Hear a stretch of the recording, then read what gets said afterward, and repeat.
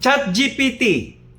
Gusto kong malaman kung papaano ko mapapataas ang views at engagement ng video ko sa Facebook. Dapat solid ha? Madali lang yan, boss. Una, magsuot ka ng costume ng dinosaur. Sumayaw sa gitna ng EDSA. At may hawak kang sign na, like my video or else. Boom! Trending agad. Parang ganito. Huy! Gusto ko ng legit na tip. Hindi yung mapapaban pa ako. Fine. Gumawa ka ng maikling, engaging videos. Dapat relatable, may energy, at pasok sa trending topics. At kung kaya mo, maglagay ng catchy music. Kung pwede, ikaw na rin ang kumanta para dagdag engagement. Paano naman kung hindi ako ganun ka-creative? Gumamit ka ng AI scripts, AI captions, AI-generated dance moves. Kung pwede nga lang, AI na rin ang sasayaw para sa'yo. Gusto mo sayawan pa kita? Sige nga.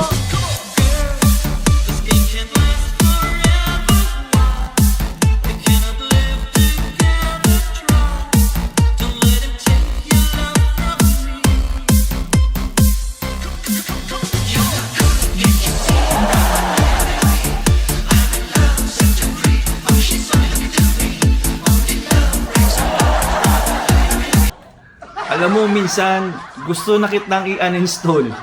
Buti na lang cute ka. Sige, subukan mo. Pero wala nang engagement tips from me. Pati yung mga secret algorithm tricks ko. Bye-bye na.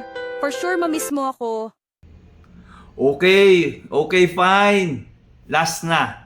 Paano ko mapapataas ang shares ko naman? Gumawa ka ng relatable meme-style videos na may caption na, tag mo yung tropa mong ganito. Siguradong ikakalat nila.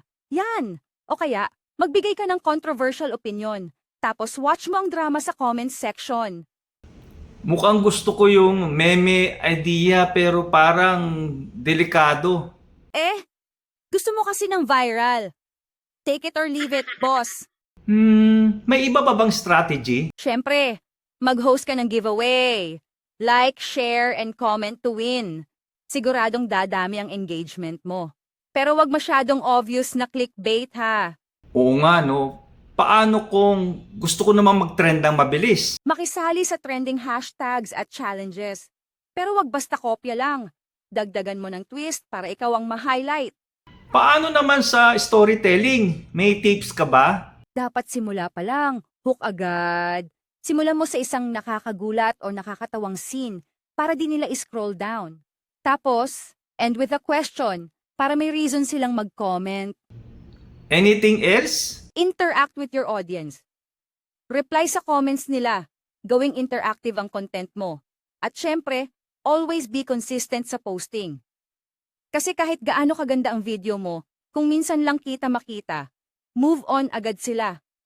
Okay guys, kung gusto nyo pa ng more tips na hindi kasing kulit nito, follow for more.